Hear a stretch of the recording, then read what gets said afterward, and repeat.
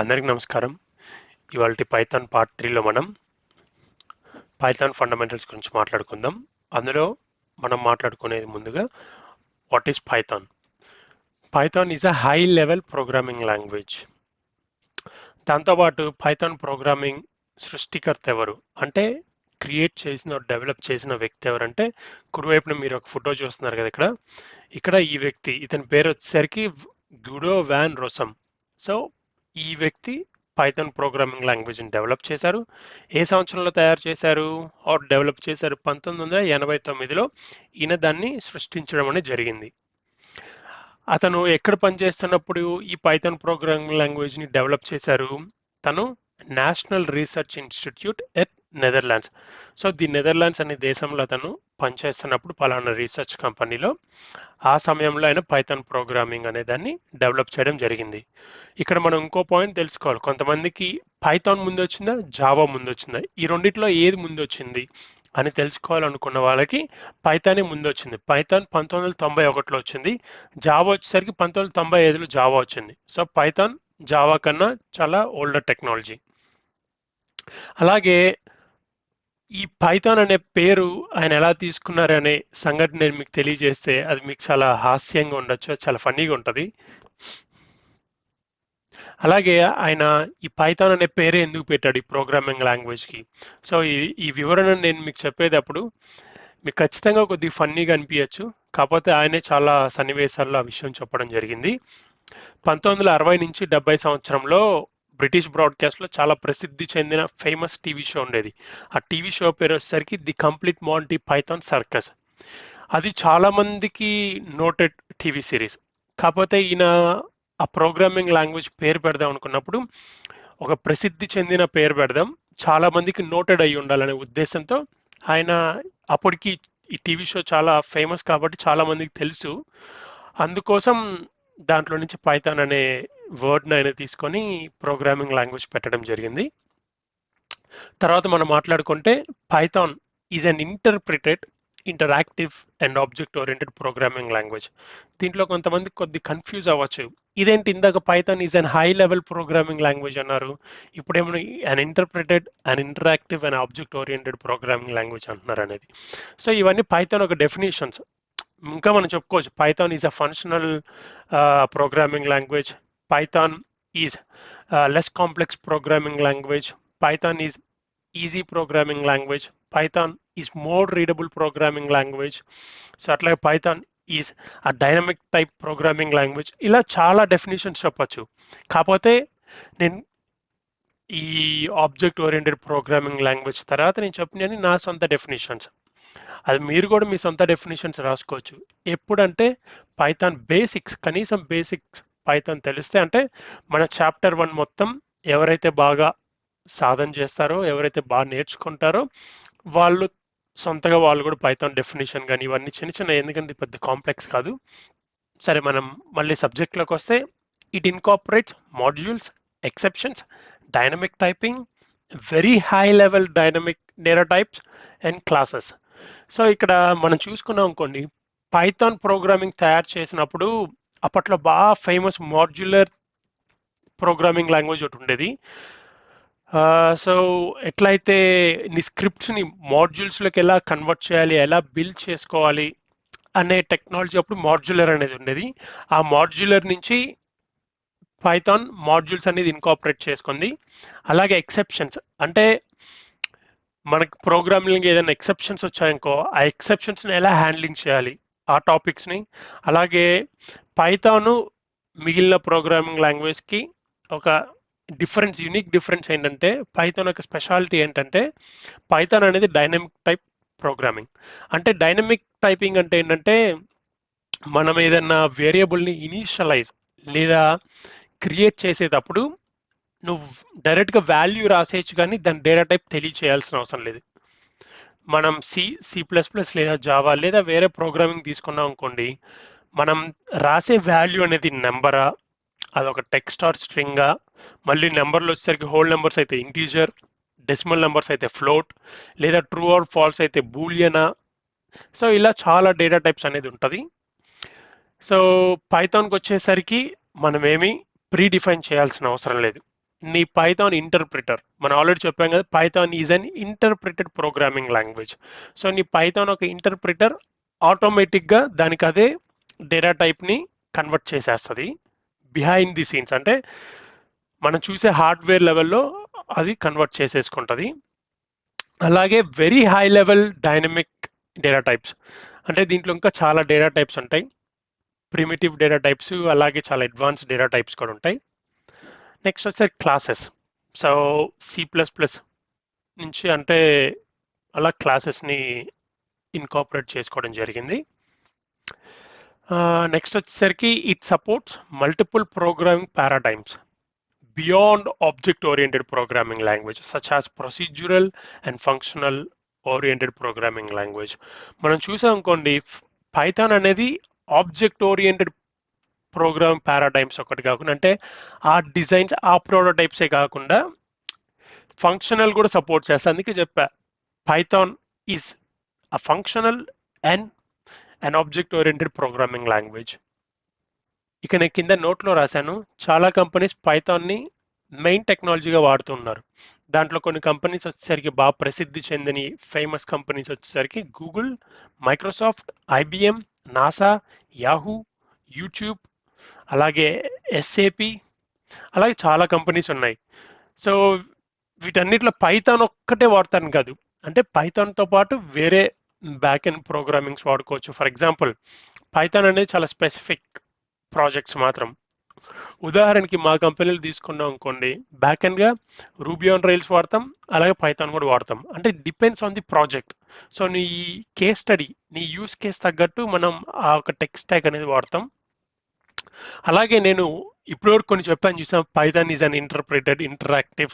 So ఈ పదాలకి మీరు ఏమి భయపడాల్సిన అవసరం లేదు, వీటన్నిటికి నేను వివరణ ఇచ్చుకుంటూ వెళ్తాను. ఓకే, సో ఇంటర్ప్రిటెడ్ అంటే ఏంటి, డైనమిక్ టైపింగ్ అంటే ఏంటి, అలాగే నెక్స్ట్ క్లాసెస్ అంటే ఏంటి, మాడ్యూల్స్ అంటే ఏంటి, వీటన్నిటి గురించి నేను చాలా తేలిక భాషలో ఎక్కువ ఉదాహరణలు తీసుకొని మీకు అర్థమయ్యేంత విధంగా నేను దాన్ని తెలియజేస్తాను. మనం ఫస్ట్ ఒక చిన్న ఎగ్జాంపుల్ చూద్దాం, ఎందుకంటే మనం ఆల్రెడీ చెప్పుకున్నాం చూసావా. ఎవరిని అడిగారు ఇంకో what is Python, Python is an easy programming language, అలాగే Python is an interpreted programming language. Okay, అలాగే Python is a dynamic typing programming language. So ఇలా మనం చాలా డెఫినేషన్స్ చెప్పుకున్నాం. ఓకే, అలాగే Python is less complex programming language. ఎందుకు less complex programming language అన్నానో ఈ ఉదాహరణలు చూస్తే మనకు ఇప్పుడు అర్థమైంది. ఓకే, ఇప్పుడు హెలో వరల్డ్ అనేది నేను అవుట్పుట్లో డిస్ప్లే చేద్దాం అనుకుంటున్నా. ఓకే, నువ్వు కీబోర్డ్లో రాసేదాన్ని ఇన్పుట్ అంటారు, మీరు స్క్రీన్లో అవుట్పుట్లో చూసేదాన్ని అవుట్పుట్ అంటాం. ఓకే, డిస్ప్లే అవ్వడాన్ని అవుట్పుట్ అంటాం. మనం ఇక్కడ 3 ప్రోగ్రామింగ్ లాంగ్వేజ్ ఉదాహరణగా తీసుకుందాం. Okay, Java, C, Python. ముందు వచ్చేసరికి జావాలో నేను జస్ట్ హెలో వరల్డ్ అనే ఈ టెక్స్ట్ మెసేజ్ని ప్రింట్ చేయాలనుకోండి, నేను ఈ సెట్ ఆఫ్ కోడ్ని రాయాలి. ఓకే, అంటే ఇక్కడ మనం చూసాం అనుకోండి, public class hello world, next వచ్చేసరికి ఒక వాయిడ్ మెయిన్ ఫంక్షన్ తీసుకోవాలి, ఆ తర్వాత వచ్చేసరికి ఒక inbuilt function to display the output. So ఇన్ని లైన్స్ ఆఫ్ కోడ్ ఉంది. అదే కొత్తగా నేర్చుకునే వాళ్ళు వచ్చారనుకోండి, ఈ కోడ్ని ఇన్ని లైన్స్ ఆఫ్ కోడ్స్ వీటిని చూసి మొదటి రోజే పారిపోతారు ఖచ్చితంగా. నెక్స్ట్ మనం సి తీసుకున్నాం అనుకోండి, సి వచ్చేసరికి మనం ముందు లైబ్రరీని ఇంపోర్ట్ చేయాలి, హ్యాష్ ఇంక్లూడ్ studio.h అవుట్పుట్కి అయితే. అలాగే చాలా లైబ్రరీస్ ఉంటాయి సి. మనం సిలో ఏంటంటే ఏది ప్రింట్ చేయాలన్నా ఖచ్చితంగా మెయిన్ ఫంక్షన్లో నువ్వు ఏదైతే రాస్తావో అది వరకు మాత్రమే నీకు ప్రింట్ అయింది, దాని వరకు మాత్రమే నువ్వు అవుట్పుట్ చూడగలుగుతావు అనమాట. ఓకే, సో ఇక్కడ మన సి కూడా చూసుకున్నాం అనుకోండి, ఇంచుమించు ఒక 4 లైన్స్ ఉన్నాయి. ఓకే, 1 2 3 4 ఉన్నాయి, ఒక 3 లైన్లు ఉన్నాయి. ఓకే, సో సి జావా 2 చూసాం. ఇప్పుడు పైథాన్ ఎలా ఉంటుంది, సింపుల్ స్టేట్మెంట్ హెలో వరల్డ్ అనే ఈ వాక్యాన్ని, ఈ స్టేట్మెంట్ని ప్రింట్ చేయాలంటే పైథాన్లో ఎన్ని లైన్స్ ఆఫ్ కోడ్ రాయాలి, ఒక లైన్ కోడ్ రాస్తే మనకి అవుట్పుట్ అనేది వస్తుంది. సో ఇక్కడ చిన్న ఉదాహరణలో మనం చూసుకున్నాం అనుకోండి, ఏది చాలా తేలికమైన programming language, Python. Okay, Python అనేది ఈజీ ప్రోగ్రామింగ్ లాంగ్వేజ్. సో ఎవరైనా వాట్ ఈస్ పైథాన్ అన్నారనుకో, Python is a easy programming language, interpreted programming language, an interactive programming language, a high level programming language, ఇట్లా చాలా డెఫినేషన్స్ అనేది ఇచ్చుకోవచ్చు. నేను already చెప్పాను మీకు ఫండమెంటల్స్ వచ్చాయనుకోండి, మీరు కూడా మీ కొత్త డెఫినేషన్ని డిఫైన్ చేయొచ్చు ఆర్ క్రియేట్ చేయొచ్చు. ఓకే, సో నేను ఒక చిన్న ఎగ్జాంపుల్ చెప్తాం. ఇప్పుడు ఆల్రెడీ చెప్పాను చూసావా డైనమిక్ టైపింగ్ ప్రోగ్రామింగ్ లాంగ్వేజ్ అని, దానికి మనం ఎగ్జాంపుల్ అనేది చూద్దాం. ఓకే, సో ఇప్పుడు నేను యాక్చువల్గా విజువల్ స్టూడియో కోడ్ ఓపెన్ చేస్తున్నా. మనం నెక్స్ట్ రాబోయే సెక్షన్స్లో నేను పైథాన్ ఎలా డౌన్లోడ్ చేయాలి, అలాగే ఏ ఒక ఐడి వాడాలి, ఓకే, ఏ ఒక ఎన్వైరన్మెంట్ వాడితే బాగుంటుంది డెవలప్మెంట్కి, వాటి గురించి మనం మాట్లాడుకుందాం. ప్రస్తుతానికైతే నేను జస్ట్ ఒక చిన్న కోడ్, ఓకే, మనం ఆల్రెడీ చెప్పా ఇన్పుట్ నేను కీబోర్డ్ నుంచి ఇస్తాను. ఓకే, సో కీబోర్డ్ నుంచి నేను రాసేది ఇక్కడ నీకు డిస్ప్లే అవుతుంది, నువ్వేం రాస్తున్నావు, print hello world. Okay, so దీన్ని నేను ఎగ్జిక్యూట్ చేసా, అవుట్పుట్ చూద్దాం. ఓకే, ఇక్కడ మీరు చూసారనుకోండి హెలో వరల్డ్ అంటే ఇది అవుట్పుట్, ఇదేమో ఇన్పుట్, ఇదేమో అవుట్పుట్. ఓకే, మనం డైనమిక్ టైపింగ్ గురించి మాట్లాడాం కదా, అంటే దీని గురించి ఇన్ డెప్త్గా నేను చెప్తాను. జస్ట్ ఇప్పుడు అలా బ్రీఫ్గా చెప్తున్నా, పైన చెప్తున్నాను, కంగారేం పడద్దు. సో ఇప్పుడు నేను నా పేరు, ఈ వేరియబుల్, వీటిని ఐడెంటిఫైయర్స్ అంటారు, వాటి గురించి మనం తెలుసుకుందాం. ఓకే, ఇప్పుడు మీరు వీటి గురించి ఏం ఆలోచించాల్సిన అవసరం లేదు.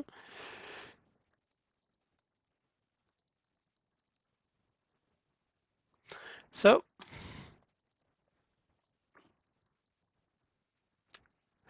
ఇప్పుడు నేను చూసారా, ఇది డేటా టైప్ ఏంటో కూడా చూద్దాం. ఓకే,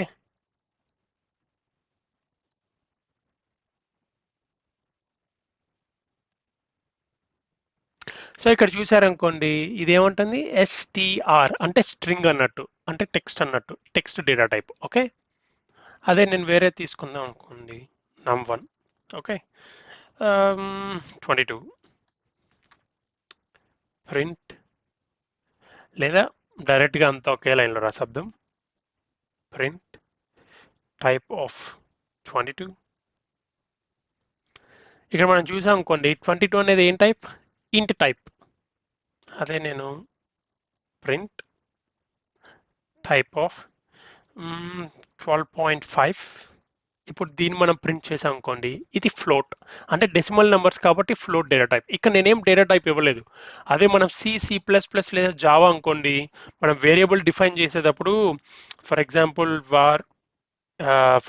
num1 అనుకుందాం అనుకోండి, దీని టైప్ వచ్చేసరికి ఇంట్ అనేది ఇట్లా మనం ఇవ్వాలి. ఆ తర్వాత num1 ఈక్వల్ టు వాల్యూ ఎంతో అంత ఇస్తావు. సో నీకు ఇలా ఉంటుంది. ఓకే, పైగా దాంట్లో నువ్వు సెమీకాలన్ అనేది ఖచ్చితంగా వాడాల్సి వస్తుంది. ఓకే, సెమీకాలన్ వచ్చేసరికి స్టేట్మెంట్ ఎండింగ్ అన్నట్టు, బట్ పైథాన్లో నీకు ఆ సెమీకాలన్స్ ఇవన్నీ అవసరం లేదు. సెమీకాలన్స్ అన్ని రాస్తే పైథాన్ కొడుతుంది అనమాట. ఇది మర్చిపోయామంటే మనకి సింటాక్స్లు ఇవన్నీ అని. సో అలాగే సింటాక్స్ అంటే గుర్తొచ్చింది. ఇప్పుడు ఏ ప్రోగ్రామింగ్ లాంగ్వేజ్లో అయినా కానీ సింటాక్స్ అంటే ఏంటంటే ఒక రూల్స్. ఇప్పుడు ఇంగ్లీష్ ఉంది, ఆంగ్లేయంలో.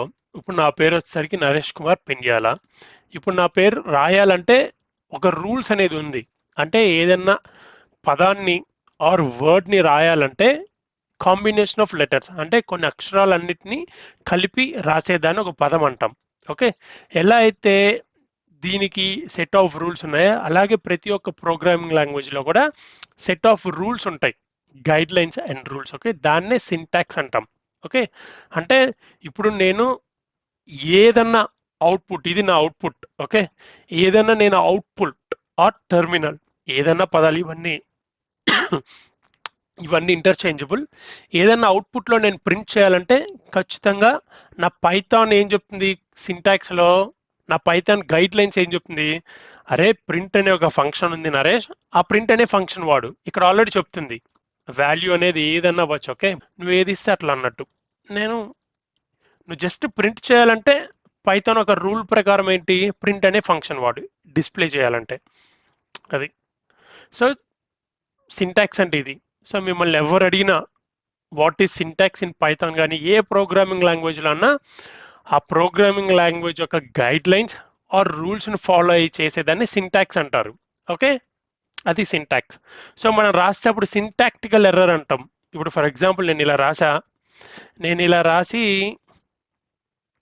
నేను ఎగ్జిక్యూట్ చేశాను అనుకోండి. సో నాకు సింటాక్స్ ఎర్రర్ అంటే అర్థమైందా? సింటాక్స్ ఎర్రర్ అంటే ఆ రూల్ ఏదైతే పైథాన్ అప్లికేషన్ చూసావా, ఆ పైథాన్ ప్రోగ్రామింగ్ ఒక రూల్ని మనం ధిక్కరిస్తే, దాన్ని మనం సరిగ్గా ఫాలో అవ్వకుండా మనం చేస్తే అది వచ్చేసరికి సింటాక్స్ ఎర్రర్ అనే ఎర్రర్ మెసేజ్ మనకి ఇస్తుంది. ఇది ఇక్కడ ఆల్రెడీ చెప్తుంది. సింటాక్స్ ఎర్రర్ ఏంటి? అన్ఎక్స్పెక్టెడ్ ఈఓఎఫ్ అంటే ఎండ్ ఆఫ్ ఫైల్, అంటే నీ ఫైల్ యొక్క, అంటే దీని ఫైల్ అంటుంది, ఈ ఫైల్ యొక్క చివర్లో ఎర్రర్ ఉందిరా చూసుకో అని చెప్తుంది. వైల్ పార్సింగ్, పార్సింగ్ అంటే కన్వర్టింగ్, ఒక ఫామ్ నుంచి ఇంకో ఫామ్ని కన్వర్ట్ దాన్ని పార్సింగ్ అంటారు ప్రోగ్రామింగ్లో. సో మీరు ఏం భయపడాల్సిన అవసరం లేదు. వాటన్నిటి గురించి మనం వివరణ ఇచ్చుకుందాం తర్వాత రాబోయే లెక్చర్స్లో. ఇవాళ లెక్చర్ మనం ఇక్కడితో ఆపేద్దాం. సో మనం ఇవాళ ఏమేమి నేర్చుకున్నాం? పైథాన్ ఫండమెంటల్స్లో వాట్ ఈస్ పైథాన్, అలాగే పైథాన్ ఒక ఎగ్జాంపుల్ తీసుకున్నాం. ఓకే, వేరే ప్రోగ్రామింగ్ లాంగ్వేజ్ పైథాన్, ఈ రెండింటి ఒక సింటాక్స్ డిఫరెన్స్ ఏంటో మనం ఇక్కడ తెలుసుకున్నాం. ఓకే, రాబోయే వీడియోస్లో మనం పైథాన్ ఒక అప్లికేషన్స్ ఏంటి, పైథాన్ లిమిటేషన్స్ ఏంటి, వీటన్నిటి గురించి మనం మాట్లాడుకుందాం. ఓకే, అలాగే మనకు చిన్న ఎగ్జాంపుల్ కూడా తీసుకున్నాం. పైథాన్లో ప్రింట్ స్టేట్మెంట్ అంటే అవుట్పుట్ చేయాలంటే ఎలా చేయాలి, దాని సింటాక్స్ ఏంటి, ఏ ఫంక్షన్ వాడుకోవాలి అవుట్పుట్ చేయాలనే విషయాలన్నిటి మనం ఈ వీడియోలో మాట్లాడుకున్నాం. అలాగే చివరి మాట, వీడియో నచ్చితే ఖచ్చితంగా లైక్ చేయండి. మీకేమైనా ప్రశ్నలున్నా, మీకేమైనా అర్థం కాకపోయినా కింద కామెంట్ బాక్స్లో నాకు తెలియచేయండి. అలాగే ఛానల్ అయితే సబ్స్క్రైబ్ చేసుకోని వాళ్ళు ఈ వీడియోని 10 మందికి, మన స్నేహితులందరికీ షేర్ చేయండి. ఈ వీడియో కానీ మీకు బాగా నచ్చితే నా కోసం ఒక చిన్న సహాయం చేయండి. కామెంట్ బాక్స్లో #PVN_Academy అనే మెసేజ్ రాయండి. నేను ఖచ్చితంగా చూస్తాను, చూసి వాళ్ళకి నేను కామెంట్ కూడా ఇస్తాను. చూద్దాం ఎంతమంది హ్యాష్ ట్యాగ్లు వాడతారో PVN Academyకి. సరే అండి, మనం మళ్ళీ వచ్చే వీడియో కలుద్దాం. అందరికీ నమస్కారం.